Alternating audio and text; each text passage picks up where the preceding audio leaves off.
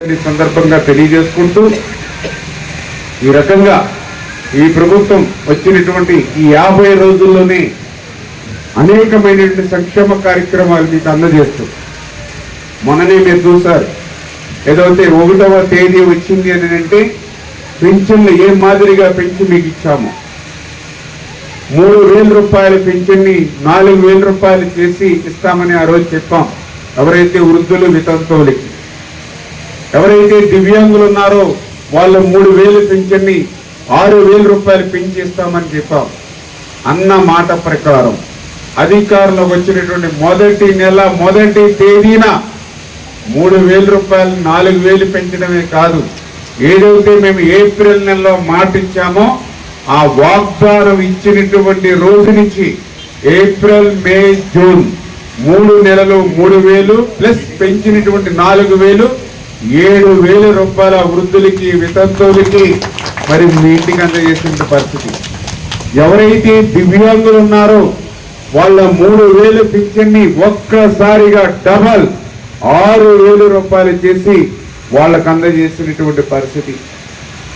ఈ రకంగా ఎందుకు నేను చెప్తూ ఉన్నానంటే గత ప్రభుత్వం మీ అందరికీ తెలుసు, ఆయన పేరు చెప్పుకోవడం కూడా మనకు అనవసరం. ఆనాటి ముఖ్యమంత్రి పాదయాత్ర అధికారంలో రాకముందు పాదయాత్రలో చెప్పాడు 2,000 రూపాయలు పెంచింది 3,000 రూపాయలకి పెంచుతానని అంటే పాపం చాలా మంది నమ్మి ఆయనకు ఓట్లేస్తే ఆ 3,000 రూపాయలు చేయడానికి ఎంత సమయం పట్టింది? ఆయనకి 5 సంవత్సరాల సమయం పట్టింది. 250 కాడికి 4 సార్లు 5 సంవత్సరాలు పట్టింది.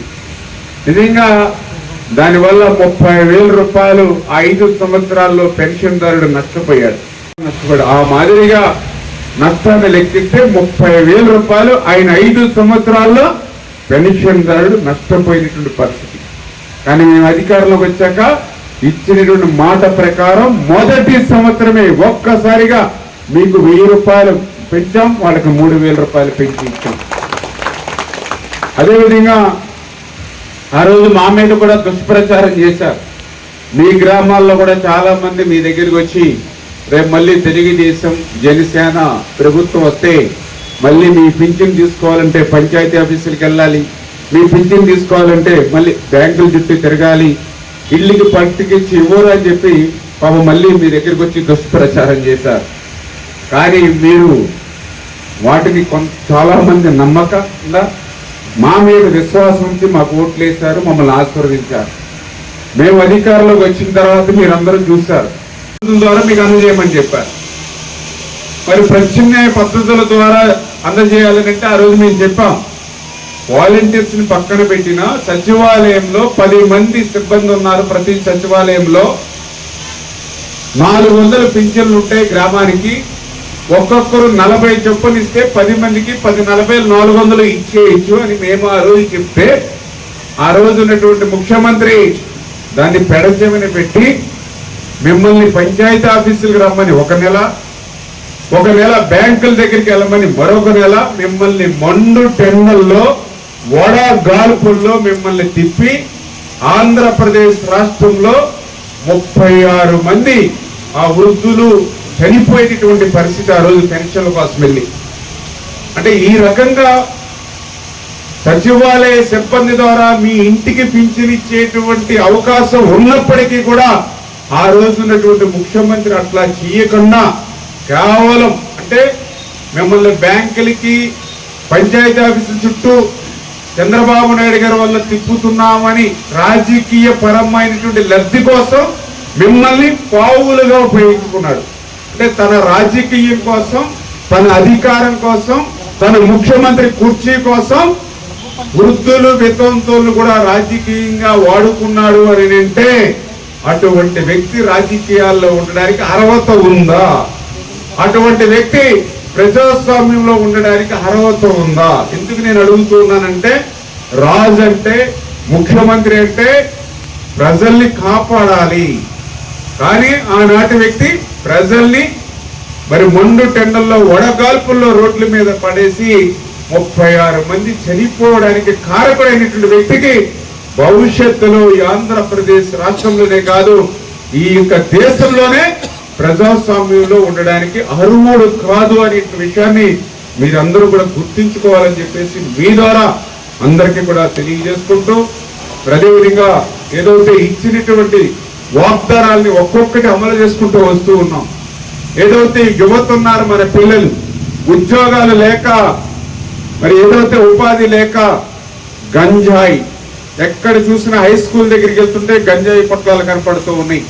ఎక్కడైనా 10 మంది పిల్లలు పార్క్ దగ్గర కనపడుతూ ఉంటే గంజాయి పొట్లాలు కనపడుతూ ఉన్నాయి. పిల్లలందరూ కూడా నిర్వీర్యం అయిపోతూ ఉన్నారు. యువత అంతా కూడా గంజాయికి, డ్రగ్స్ కి బానిస అయిపోతూ ఉంటే ఆంధ్రప్రదేశ్ రాష్ట్రం రేపు భవిష్యత్తు ఏమైపోతుంది అనేటువంటి ఆలోచనతో ఈవేళ గంజాయి మీద ఉక్కుపాదం ఈ ప్రభుత్వం పెట్టి మీ పిల్లల్ని రక్షించేటువంటి బాధ్యత ఈవేళ మన ప్రభుత్వం తీసుకుంది.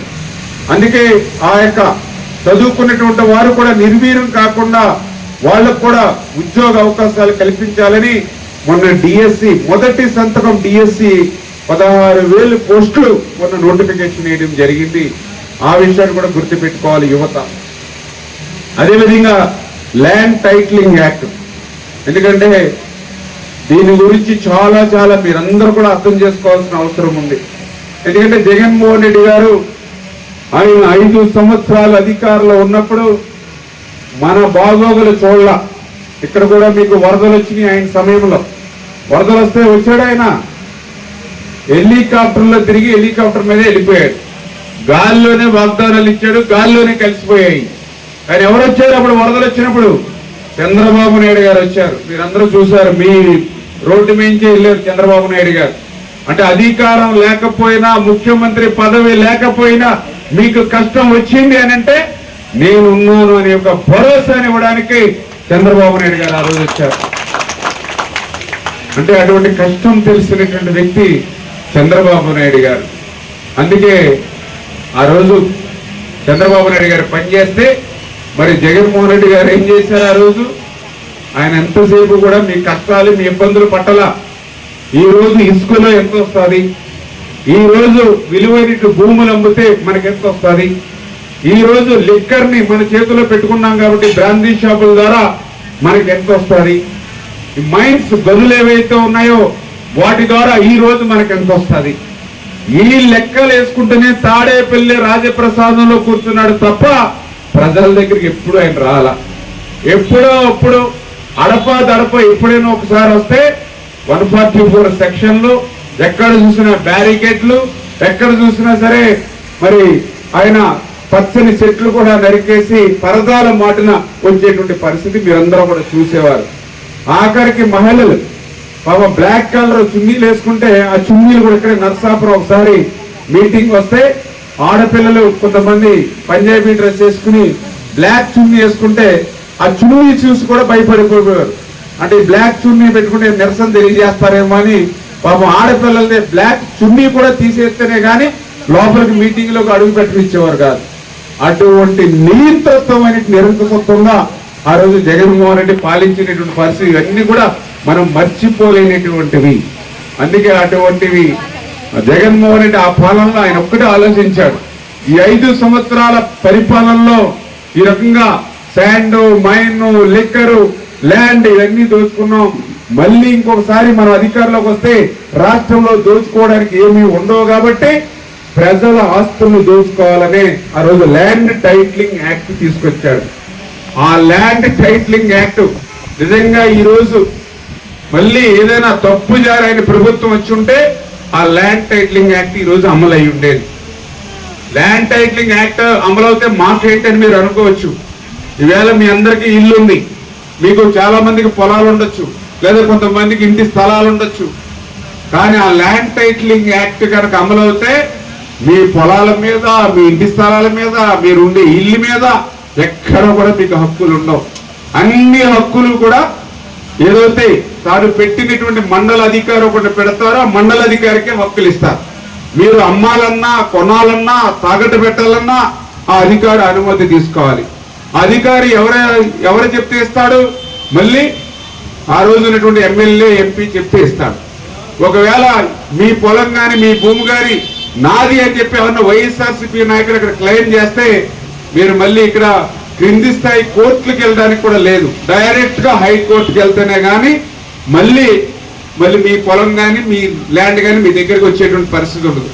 ఎవరైనా అబ్జెక్షన్ పెట్టినట్టు 2 సంవత్సరాల వరకు మీకు తెలియకుండా పోతే, మీరు అబ్జెక్షన్ పెట్టిన విషయాన్ని మీరు తెలుసుకోకపోతే, అది 2 సంవత్సరాల తర్వాత మీ నుంచి అబ్జెక్షన్ లేకపోతే ఆటోమేటిక్ గా మీ దస్తావేజులున్నా మీ పాస్బుక్లున్నా మీ యొక్క ఆస్తి అంతా కూడా అతను పరమైపోతుంది. చాలా దారుణమైనటువంటి చట్టం.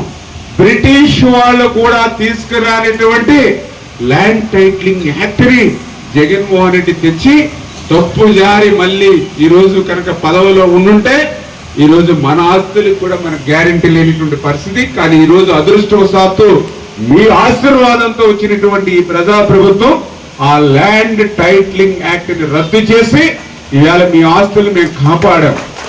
ఎందుకంటే మీ అందరికీ తెలుసు, మన పాస్బుక్ల మీద ఆయన ఫోటో, మన డాక్యుమెంట్స్ మీద ఆయన ఫోటో, మన సరిహద్దు పొలాలు ఏవైతేనో సరిహద్దు రాళ్ల మీద ఆయన ఫోటో. ఆయనకి ఏం పని అంటే రేపు నా బిడ్డ అన్నట్టుగా మళ్ళీ నా బిడ్డ అని చెప్పి మన ఆస్తి కూడా ఆయన లాక్కునేటువంటి ప్రయత్నంలో అదంతా ఒక భాగం. మరి ఎలా అంటే ఈ ప్రభుత్వం ప్రజాప్రభుత్వం వచ్చాక, మన ప్రభుత్వం వచ్చాక ఇట్లా ఒక్కొక్కటి కూడా మీ మేలు కొరకు మీ మంచి కొరకు నిర్ణయాలు తీసుకుంటూ ఉన్నాం. అదేవిధంగా రేపు చూశారు మీరందరూ కూడా అన్నా క్యాంటీన్లు. ఈ రోజే ఆగస్టు 15వ తేదీ చంద్రబాబు నాయుడు గారు అన్నా క్యాంటీన్ ఈ రోజు ప్రారంభించారు. రేపు రాష్ట్ర వ్యాప్తంగా అన్ని చోట్ల కూడా అన్నా క్యాంటీన్లు ప్రారంభిస్తూ ఉన్నాం. పేదవాడికి ఉదయం 5 రూపాయలు పెడితే అల్పాహారం టిఫిన్, మధ్యాహ్నం 5 రూపాయలు పెడితే భోజనం, సాయంత్రం 5 రూపాయలు పెడితే భోజనం. ఏమొస్తుంది వేళ 5 రూపాయలకి? ఒక టీ కూడా రావట్లేదు 5 రూపాయలు. మన మార్కెట్లోకి వెళ్తే 5 రూపాయలు. ఒక వాటర్ ప్యాకెట్ తాగాలంటే రూపాయి అవుతూ ఉంది. మనకు ఒక ప్యాకెట్ తాగుతూ తీరక 4 ప్యాకెట్లు దొరుకుంటే 5 రూపాయలు అయిపోతుంది. ఈవేళ అవి వాటర్ బాటిల్, ఇది 20 రూపాయలు వాటర్ బాటిల్. మరి ఈవేళ మీకు 5 రూపాయలకి అన్నం పెడుతూ ఉన్నారు అన్నా క్యాంటీన్. 5 రూపాయలకి అన్నం అంటే రోజుకి పొద్దుట మధ్యాహ్నం సాయంత్రం 3 పూట్ల 3 5 15 రూపాయలు పెడితే రోజంతా కూడా పేదవాడు కడుపు నింపేటువంటి అన్నా క్యాంటీన్. ఏం పాపం చేశారని పేదవాళ్ళు ఆ రోజు 2019 అధికారులకు వచ్చిన వెంటనే రద్దు చేశాడు. పేదవాడు కడుపు నిండా తినకూడదా? భవన కార్మికుడు కడుపు నిండా తినకూడదా? ఆటో కార్మికుడు కడుపు నిండా తినకూడదా? మీ గ్రామం నుంచి పనుల నిమిత్తమో వ్యాపారాల నిమిత్తమో హాస్పిటల్ నిమిత్తమో పాలకులు వచ్చి ఆ ఒక్క హోటల్కి వెళ్ళి 150-200 రూపాయలు పెట్టి భోజనం చేయలేకపోతే 5 రూపాయలు పెట్టి మీరు భోజనం చేసి మీ కడుపు నింపుకోకూడదా? అంటే ఎంత దుర్మార్గంగా నిరంకుశత్వంగా ఆయన వ్యవహరించాడు. ఇలా చెప్పుకుంటూ పోతే చాలా సమయం పడుతుంది. ఆ దుర్మార్గాలు చెప్పాలంటే సమయం లేదు. ఇప్పటికే పాపం ఆలస్యమైంది. మళ్ళీ మీరందరూ కూడా ఇళ్ళకి వెళ్ళాలి, మళ్ళీ వంటలు చేసుకోవాలి. ఇవన్నీ చాలా మీ అందరికీ పాపం మహిళలకి ఎక్కువ పనులు ఉంటాయి. మళ్ళీ ఇంకొక గంట లేట్ అవుతే మళ్ళీ మా వాళ్ళు వచ్చి ఇప్పుడు దాకా ఇంకా కూర ఉండలేదని మళ్ళీ మా వాళ్ళు ఆవేశం చేస్తారు. వచ్చే సమయం కూడా ఇది 5-6 అంటే నాకు తెలుసుంది ట్యాప్ వాటర్ వస్తుంది. అంచేది ఇవన్నీ మీకు పనులు ఉంటాయి కాబట్టి ఎక్కువ సమయం తీసుకోవట్లేదు. ఖచ్చితంగా ఇవన్నీ కూడా మీ అందరికీ తెలుసు. అంచేత వీటన్నింటినీ కూడా ఆలోచించి ఏదైతే పని చేసేటువంటి ప్రభుత్వం మీరు ఆశీర్వదించారు, భవిష్యత్తులో కూడా మీ యొక్క రుణం తీసుకునేటువంటి విధంగానే మేము అందరం కూడా పనిచేస్తామని చెప్పి మరొక్కసారి మీ అందరికి కూడా తెలియజేసుకుంటూ సెలవు తీసుకుంటాం. థాంక్యూ.